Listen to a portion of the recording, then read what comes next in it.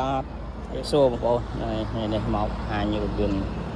ចូលស្តុកថ្មីរបស់ក្រាស់ VS 168អូតូខាបងប្អូនបាទនេះគឺមក Kia Morning បាទឆ្នាំ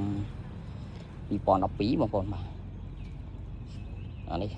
Full Sport ហ្នឹងហើយជាប្រភេទរថយន្តស្អាតតែម្ដងហ្នឹងហើយបងប្អូនមកមើលនៅខាងក្នុងទាំងអស់គ្នាស្រាប់ហ្នឹងហើយយើងរៀបចំហើយជាស្រេចហើយហ្នឹងហើយបងប្អូនបាទនៅក្នុងនៅអីគឺស្អាតម្ដងបាទហ្នឹងហើយអេក្រង់ធំបាទមាន volume ជាកូដមានអីកូដអីថ្មីហ្នឹងបងប្អូនចឹងពុកម៉ែបងប្អូនស្វែងរករថយន្តស្អាតតែសមចៃប្រភេទខ្នាតតូចហ្នឹងហើយ Kia Morning កុំមើលរំលងរថយន្តមួយគ្រឿងនេះបាទហ្នឹងចឹងបងប្អូនចង់ទិញលុយសុទ្ធបង់រំលោះវាយដូរអាចមកមើលមួយគ្រឿងនេះបាននៅទីតាំងនៅក្នុងក្រុងសៀមរាបបាទចឹងបងប្អូនអ្នកសៀមរាប